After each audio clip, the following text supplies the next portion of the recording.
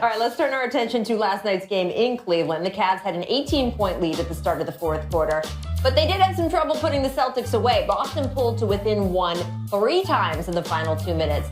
They did end up falling 124 to 118. So, George, you could kind of look at it either way. Did the Celtics losing that way to the Cavs tell you they're close, or they're not really remotely close? Yeah, I don't believe they're remotely close. I look at this team, and I think they're really good. I just don't think they're great. And to be a championship contender, which is what Danny Ainge and everybody in Boston wants, you have to be that. They're missing a couple of elements, Byron. I think that they're missing a real wing. Now, maybe Jaylen Brown turns into that guy. Or maybe that Nets pick that they have turns into that guy. They need that, but I also feel like they need a real post presence. They need a rim protector, a guy who can give them easy buckets. That's just not what Al Horford does. Right. So you look at a guy like DeMarcus Cousins, right? Could they trade for him using that Nets pick? Or maybe even a Hassan Whiteside, where maybe you don't have to give up the Nets pick. But someone like that and a wing, and then all of a sudden we can talk about them being a championship team. Could they trade for anyone is what Celtics fans want to know. They've been waiting on this big trade date he's going to pull off for a couple seasons. I think they could because they got so many draft picks that they can use in a trade that are very attractive to a lot of teams.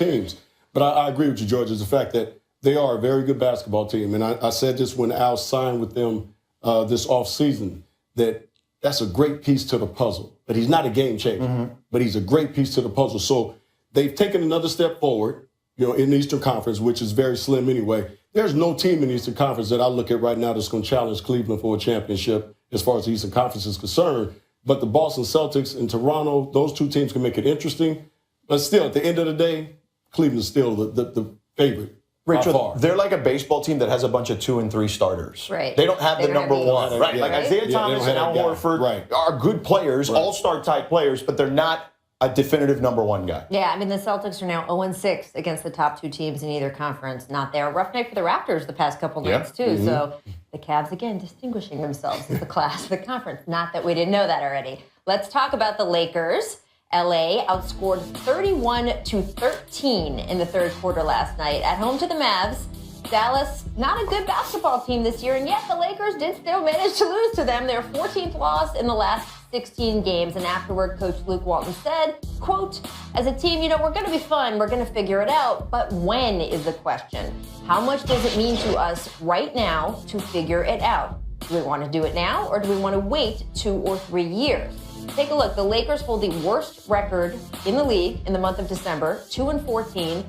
This is after they were 10-10 heading into the month. So, Byron, if you look at Luke's equation here, are we going to figure it out right now, or is it going to take 2 or 3 years? Where are you putting your money? Well, it's going to take 2 or 3 years. Now, when he said, do we want to wait? We all know LA fans don't want to wait. Yeah. And if they wanted to wait, I wouldn't probably be sitting here with you guys. So I'm just saying. Hey, so listen, you're being honest. Listen, they don't want to wait. Yeah. I understand what he's saying, but you're going to have to. Unless they can make a trade or like you said, make that draft pick that can come in right away and be a game changer. They're going to have to wait for these young guys to continue to develop. And they will. They will develop. They'll get better and better.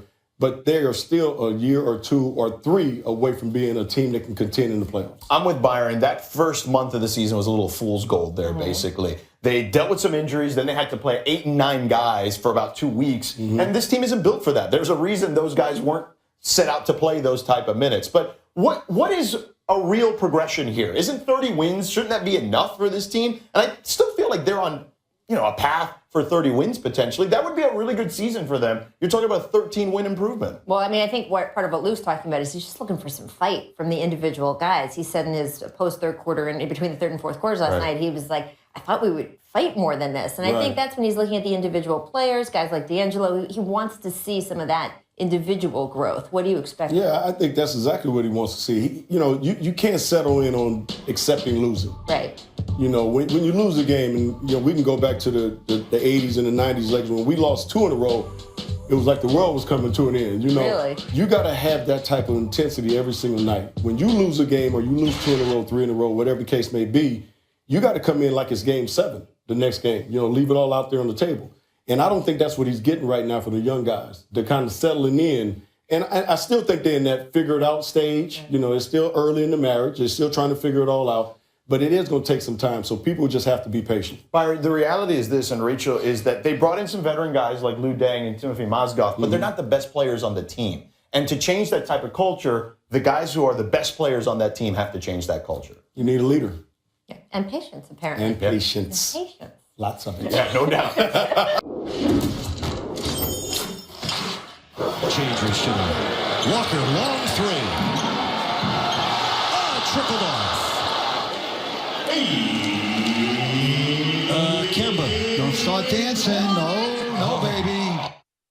Yeah, I like Kemba Walker so much, but that was unfortunate. Tony Fiorentino did a nice job there. No dancing, baby. That was good. I mean, did you Don't go past shimmy. the fire? Nah, man, you don't shimmy unless you know it's in. You can see it through the. Wait till it goes in the hole, then you start shimmying. You were Yeah, talking to the break about Swaggy P. Yeah, look, that reminded me of that Nick Young shot back in 2014, right? So Swaggy takes the shot, he throws his hands up like, oh, but at least Byron, you said it. He turned around and checked to see if it went in. Right. Oh. He caught himself. He caught him quickly. Now, Kemba was like, oh, this is all good. I don't have to worry about any of this. Dedicated. I know myself. But I will give Kemba more credit because I love the swagger he puts into it. Kind of like Antoine Walker with a little shimmy. Right. To me, if you can shimmy like Antoine Walker can shimmy, you deserve some love. There's a little hip movement there, too. Yeah. Antoine was But the it king went of the shimmy. in. It went in. Now Right, you can exactly. shimmy. Then you can shimmy. Yes. You can get it done. He was the king of the shimmy. He was, Exactly. man. Antoine was the best at that stuff. Let's move on to another guy who gets it done, Russell Westbrook. He was ejected in the third quarter last night. Not as much getting it done. It was because he was arguing with the refs over whether the shot clock should have been reset or not. Afterward, he was not happy. Take a listen. It's just crazy, man, especially for me, because I feel like, I don't get the benefit of that most of the time, especially throughout the game with refs. And I get so many texts just for talking. I can't even say nothing when I'm getting hammered every time I go to the damn basket throughout the games and previous games, not tonight, but every night. And I just don't get refs the same way as other people, and I don't appreciate it. Now, Westbrook might actually have a point about how he's officiated. He leads the league in technical fouls, which frankly is a remarkable accomplishment in a world that Boogie Cousins also lives in. It is possible he is such an aggressive player. There's a bit too much of a hair trigger in calling these texts on him. And frankly, in general, I think the NBA needs to lighten up on the language texts. I get being respectful to the officials, but we're all grown adults here, right? Including the refs. Enough with these you hurt my feeling technicals. They can handle a stray curse word or two. All that being said, can we go a week here, please, without some big star in the NBA complaining that he doesn't get the calls or does get the calls or isn't getting calls he should be getting? Paul George did it the other day to such a degree he got fined $15,000. Now it's Westbrook who, takes so much contact every time he drives the lane. He probably could get even more calls than he does, but guess what? He already leads the league in free throw attempts per game, so there's an argument to just take the win and move on. And let us move on. On our website today, our Royce Young noted that a year ago, Westbrook said he sat down, he actually watched every tech he got for arguing from the previous season and tried to let it sink in that not once did the officials change their minds. At the time, he said he had resolved he was going to stop complaining. You may want to check back in on that. George, where are you on this? Well, listen, I agree with you. I think that we could sit here and dissect every play and say everyone deserves more calls, right? When you were playing and coaching, I'm sure you wanted more calls. That's just kind of the way this thing works. Right. But when we just came off this whole 2-minute report thing with Golden State and Cleveland, I think Kevin Durant made a good point, which is, and LeBron too for that matter, which is we're kind of scrutinizing these guys even a little too much. They're all human, and they're going to make some mistakes. You're going to miss some stuff, even with 3 referees. It's why we're experimenting in the D-League with 4 and 5 referees. But do we need more calls? Do we right, really need that's that? kind of my point. I almost feel like that hurts the game more if we're stopping play and getting to the line. He's leading the league in free throw attempts enough. Like, Russ, I love you, but come on, pump the brakes on this one. You give Westbrook a pass? You think he's right? I do give him a pass because Okay. I do think he's right to a certain extent, and I agree with George. He is leading the league in free throw attempts, so you can't complain too much. Come on. But we all know Russ. This is one of the fiery guys in this league. He plays with so much passion, and he loves the competition. He loves the game. So as a referee, you got to sometimes, hold your brakes as well because you do know who you're talking to. Right. This guy is very passionate and sometimes he's very emotional. So he's going to say some things just in the heat of the moment. And sometimes as a referee, you got to let that go. So you got to understand, as a referee, you get scouting reports too. So when Russell's out there, he's going to probably get a little heated over certain calls. And sometimes as a ref, like I said, you got to let it go. But Russ, you can't complain too much because you are leading the league. So just kind of, Let's everybody just take it down just like a notch. a lot of just all get along. A lot of young That's refs all. in the league, Just by keep the me all way. get along. That could be the case too. A lot of younger just refs don't know in the it. league. Yes, They no, don't they know want it. to assert themselves, Right. and I get that. But Yeah. we've all heard the curse words before. We don't have to get in our fainting couches. It's all good. All right, I do want to circle back and talk about Paul George. He had a long therapeutic session with the local media in Indianapolis. It was actually, guys, a little sad at one point. George said this is the most frustrated he can remember being. He even added, quote, "Maybe I'm just living in the past of how good we used to be." Yeah.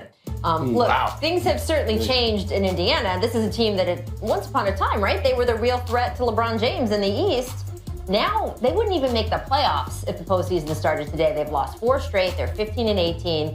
But George is saying now he has decided he is going to change his attitude. He said, quote, "I've been caught up with officials, getting caught up with on-court stuff. I've lost sight of how fun this game is to me. I just have to approach it as being myself, enjoying the process, enjoying the grind." And Byron, reporters said they did see George noticeably goofing around in practice more yesterday, trying to live by his words there.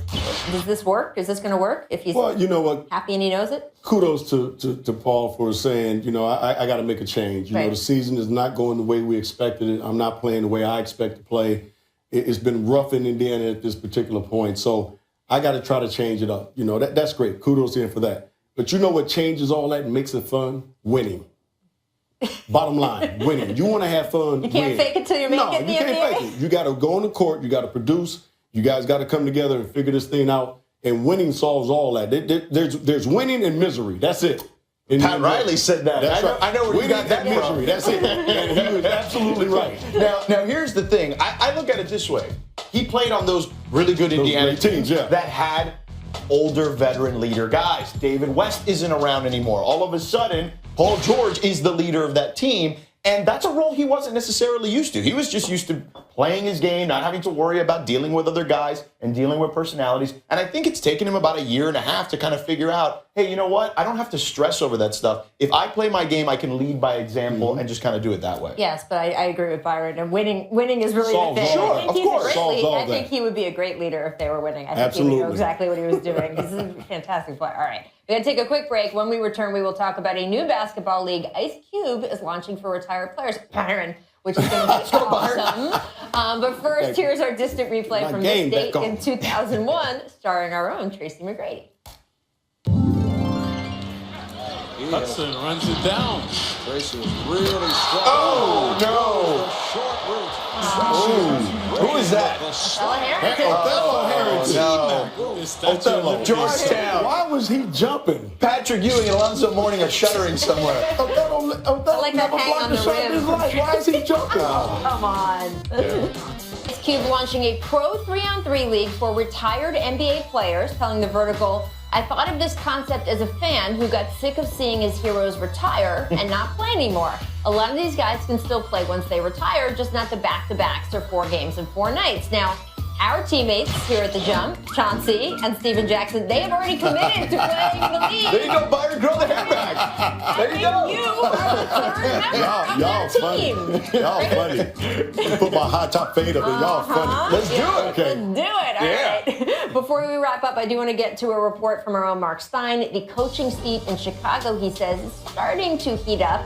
Mark says the Bulls going 6-9 in December, compounded by missing the playoffs last season, has team officials, quote, increasingly assessing the coaching fit. You can take that as you will. Now let's note the Bulls have won their last 2 games, and Hoiberg has a pretty pricey contract too, which I imagine the team is not eager to eat, but I guess we'll have to watch that. Yeah, I don't think Fred Hoiberg is an NBA coach. I think he's a good college coach. I think he can work in the front office. His players don't trust him. Noah didn't last year. Mirotic is having issues now. I don't see it.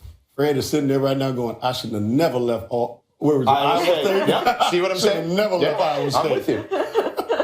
Well, we'll see. We'll see how he does. He's going to be a lot richer than before when he was in For sure. That's for There we sure. go. Can buy a bigger house there. Secrets. Auburn player TJ Dunnins jumped into Georgia's team huddle last night, and they didn't seem to mind. Byron, They brought him in. 2 dudes are putting their arm around him, talking about, come on in. Check out the play, my man. I mean, just look. Check out what we do. Right? This No, is sweet. no. It's Just nice. look to see who's on your Togetherness, squad. Togetherness. Come on. Yeah. I mean, I think they knew it was a joke. And how much really is getting No, decided they there anyway? didn't know. All Like I right. said, kids, stay in school. Yeah. Stay in school. That's it for Keep us your head on a today. swivel, That's right. Happy Come on. and safe New Year. Thank you Always to see our where your man producers, is. our Point. crew for an awesome Point. year, and thank you for watching. All We'll you see you in men. 2017.